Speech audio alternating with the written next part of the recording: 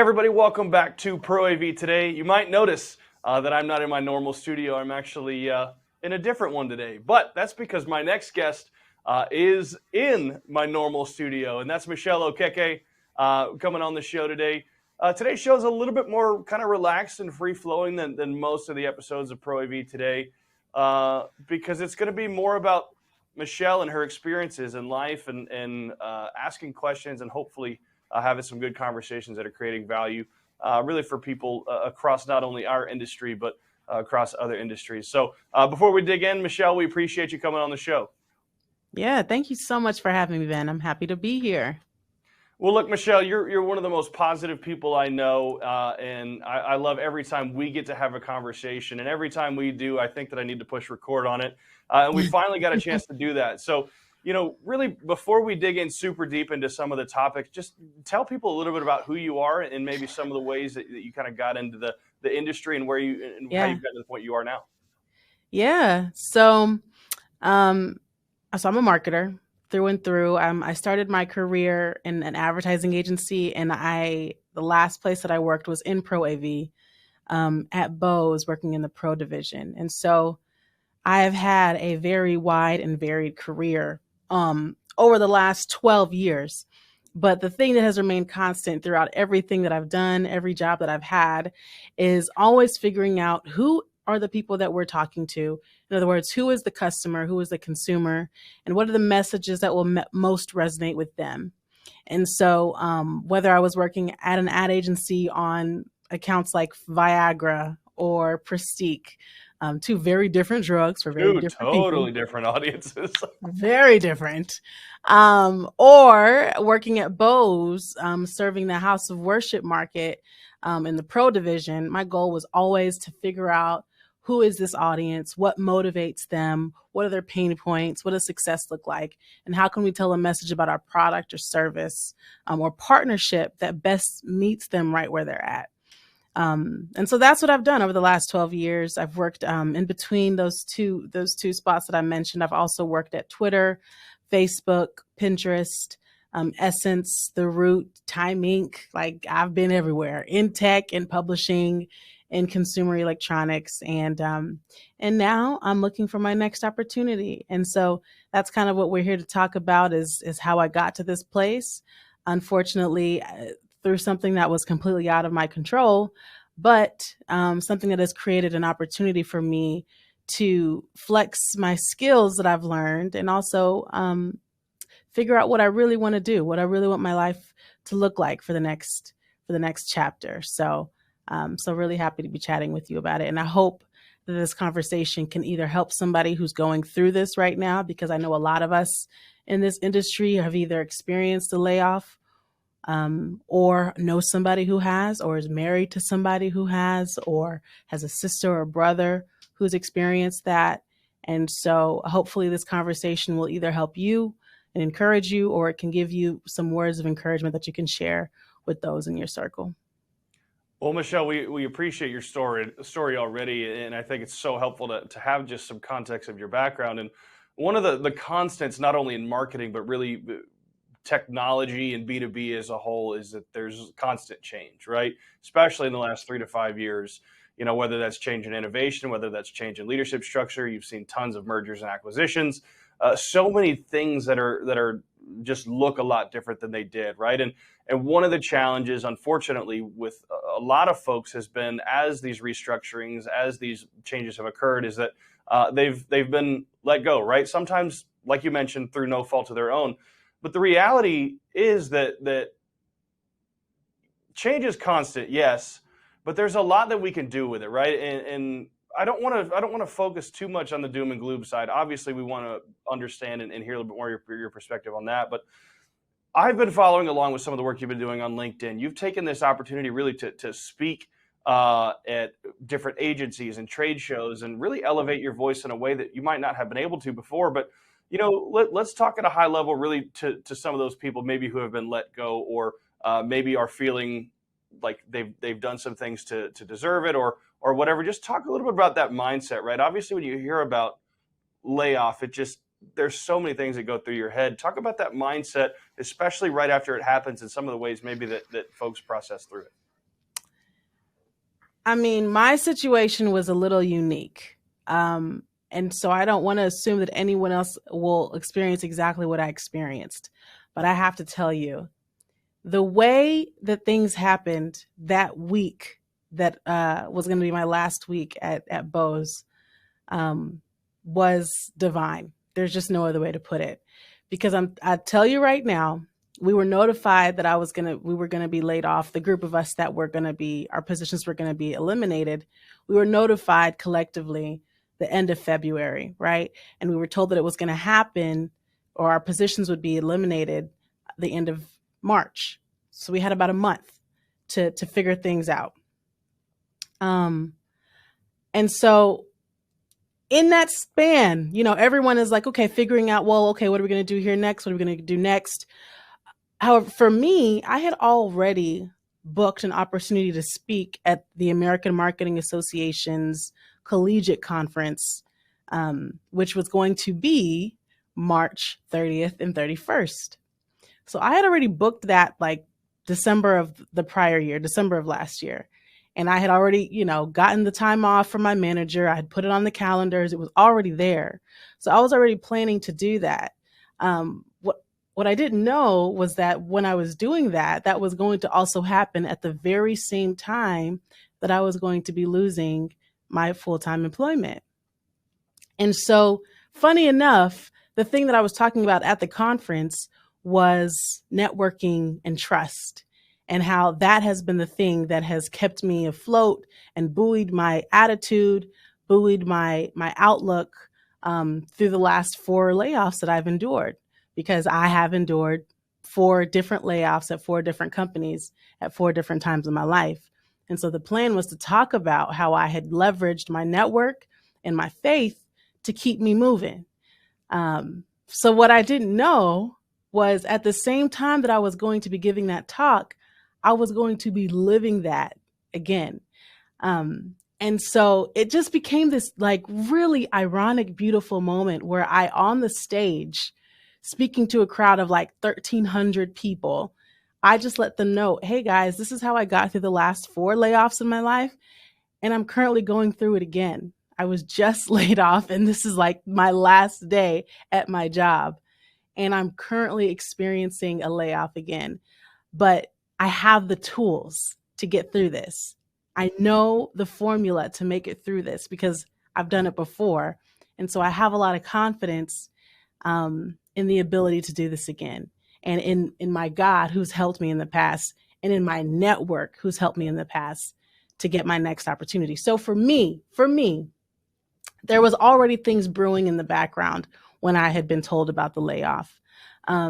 And so for those listening, maybe it's not that immediate, right? Maybe there's not already something lined up for you, but there are people in your life right now who are holding the keys to your next opportunity. And there are things that you could be doing with the skills that you've acquired over the last 2, 5, 10 years of your career that you can activate now that you're going to have some time to think about what you really want to do.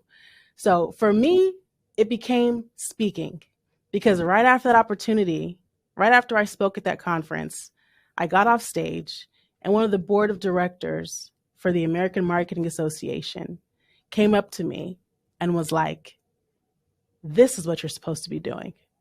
It was like, she was like, you don't need to go look for another job. This is what you need to be doing. You could be making X amount of money, I think she's like $10,000, $15,000 an hour, an engagement, doing what you just did.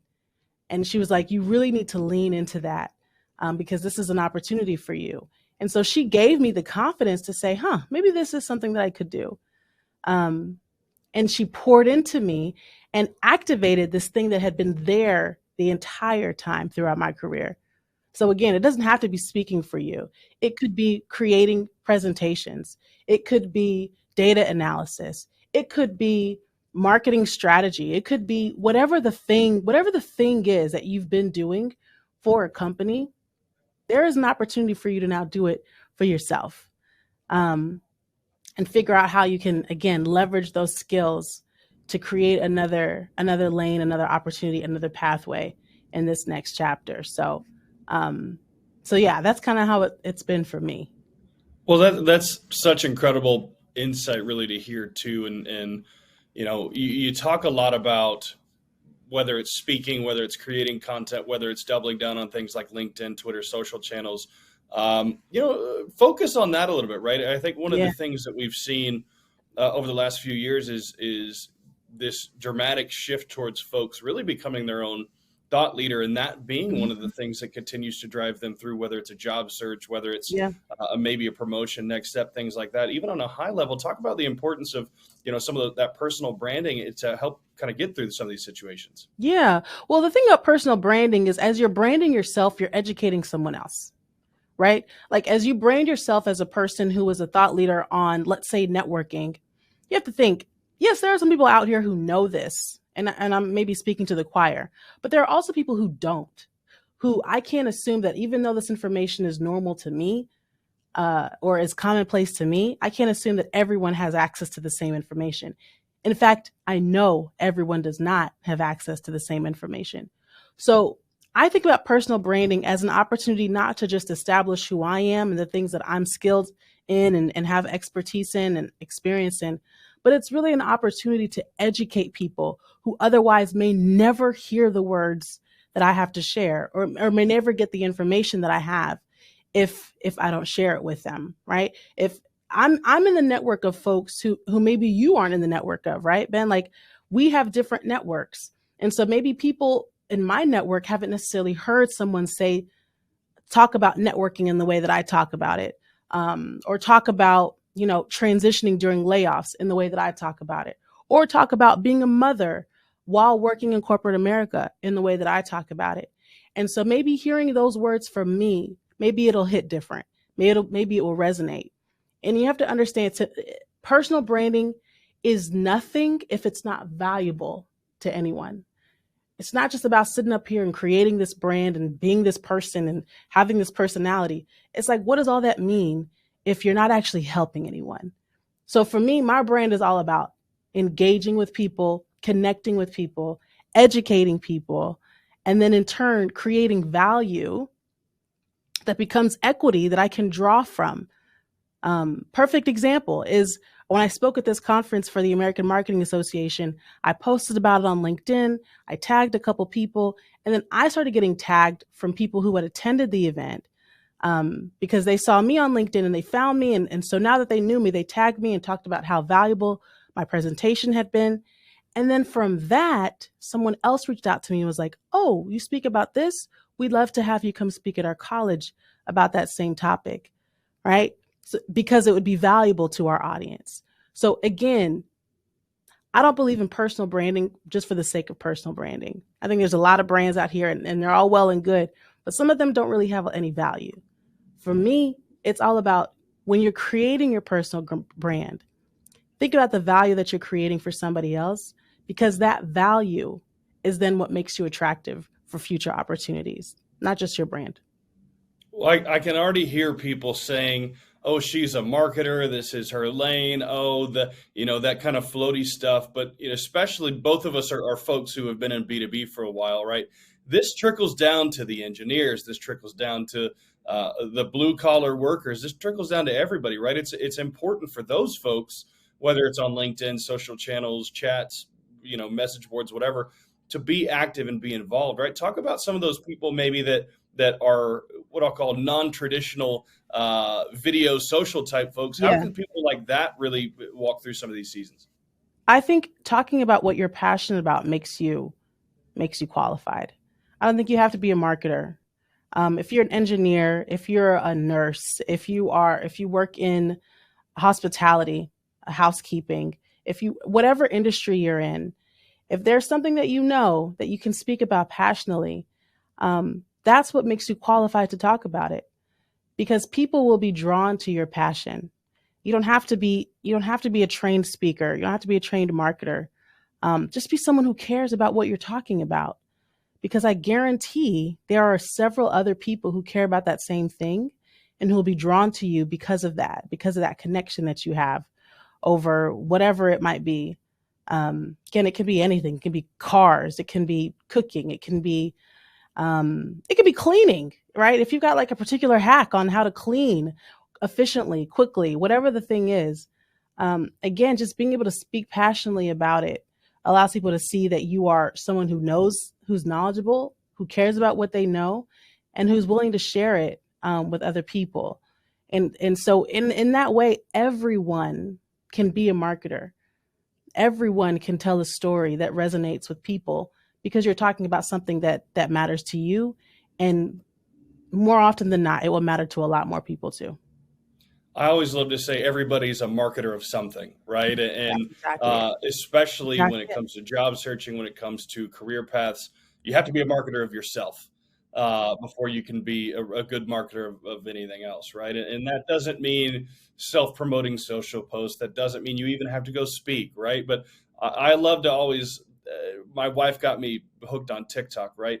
But I love scrolling through and seeing the grandpas who just got a Traeger grill for the first time, who are teaching people how to smoke brisket, or folks that are in the arts and creative industries teaching people how to paint, or heaven forbid makeup tutorials, right? Heaven forbid makeup tutorials. But there are people that are talking about what makes them or what they're passionate about, and that helps elevate their brand, right? In some cases, it is their career path, right? There are people who are creating, but I want to focus a little bit more on the job search a little bit now, because the way that people have searched for jobs post layoffs has kind of evolved, right? And a lot of it has included some of that digital footprint, some of those self marketing techniques, things like that. Talk about, especially right now, what does that job search look like for you? Maybe what are some of the things that have helped you stand out in maybe ahead of other candidates? Yeah. Let me tell you, it's been rough. It has been rough. Um, you're in a space where you're competing with thousands upon thousands of people who've also been laid off, plus the folks who are also just looking for jobs who haven't been laid off and maybe are in a nice cushy job but are looking for something else, right? So you're literally up against what feels like an impossible amount of competition. Everyone is qualified, everyone is skilled, everyone is experienced, and then you tack on the ability to work remotely. Then it's like these people aren't even in my 50-mile radius. I'm competing with somebody in Montana. You know what I mean? And so it gets to this point where it feels a little hopeless because you're putting in applications every day, which is what I've been doing. You're reaching out to recruiters on LinkedIn, you're reaching out to your network. And so I will say it has been hard. I will never sugarcoat that. This has been a really trying time when it comes to that. But the things that have helped me is, again, my network. I have had people who have literally just sent folks my way, not even telling me that they're going to, just sending me an email and being like, "Hey, such and such, I want to connect you with Michelle Okeke. She's a marketer. She's done this, this, and this. She's been here. Here's her resume.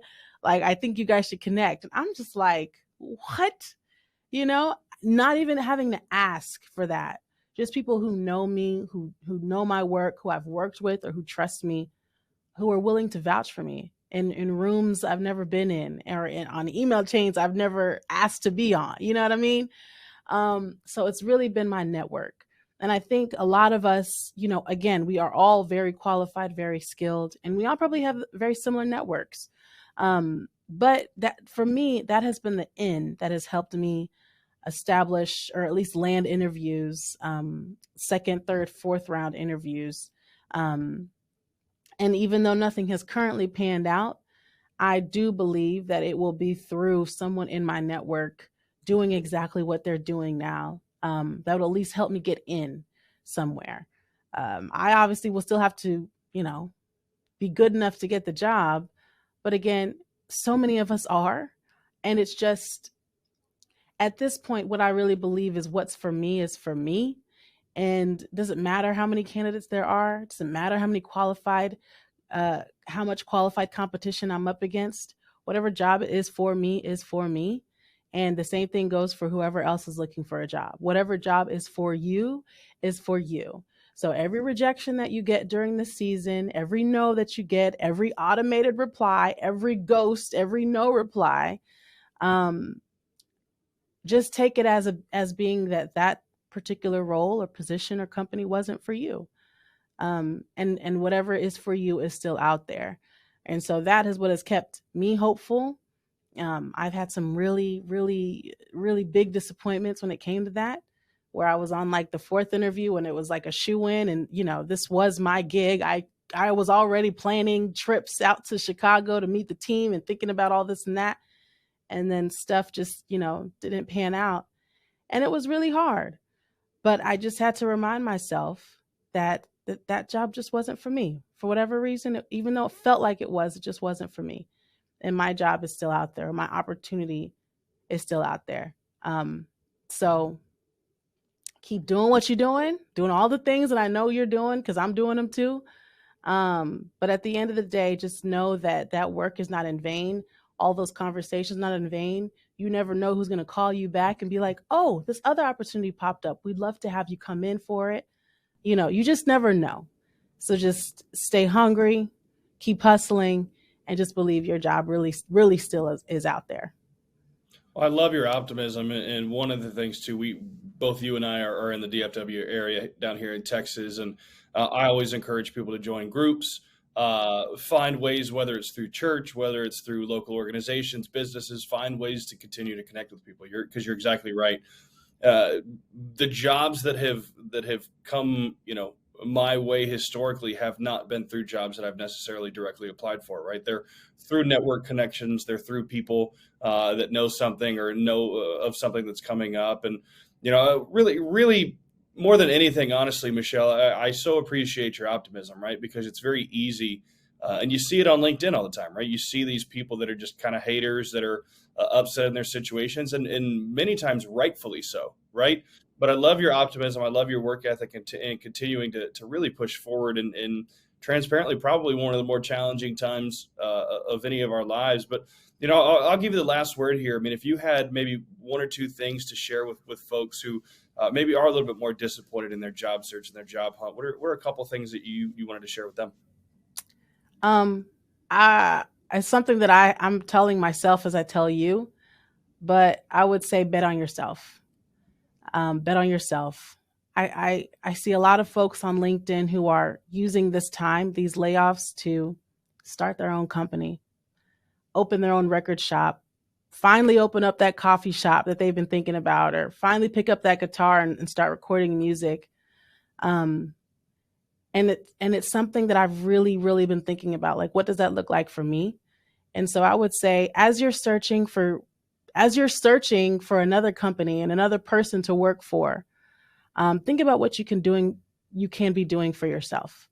Think about what you can be doing to invest in yourself and during this season, because you will always have you. You're all you got. These companies, they're going to do what they're going to do. There will always be constant change and fluctuation in the market. There will always be volatility depending on how our economy is going. And so the only thing that you can really bet on is you. So use this time to invest in yourself, invest in your passion, take out a small business loan, try something new. Just invest in yourself, because you will never, ever regret it. And you may never have this time back, right? This freedom, this opportunity to take that risk, take that bet. So keep doing what you're doing to look for a job, but also think about how you can look for how you can invest in yourself. Well, Michelle, look, we love getting the chance to chat with you. You and I have known each other for a few years now, and we've always had incredible conversations. I'm glad we got the chance finally to have it on video. Yeah, man. I will say this: it's inspiring to be around you. It's inspiring to hear your story, and whether you know it or not, you are impacting people on a daily basis, and we appreciate you coming on and impacting some of those folks who are tuning in today. Thank you. I really appreciate this, Ben, and I hope that it was helpful. If you all have more questions for me, you can always find me on LinkedIn. You can find me on Instagram at Michelle Okeke. And I'm open to any questions about getting through the layoff season, or how to bet on yourself, how to invest in yourself, but mostly just to connect and meet new people and build relationships. So feel free to reach out. Well, it was an amazing conversation, and we also appreciate you all for tuning in today. Be sure to watch Pro AV today. In the future, we love seeing you guys jump in the comments and respond back. But we also love having folks like Michelle on. So if there's anybody you'd love to see on the show, we'd love to have them on and elevate the voices of our technology and B2B communities. Thanks so much for tuning in. We'll see you next time. Bye.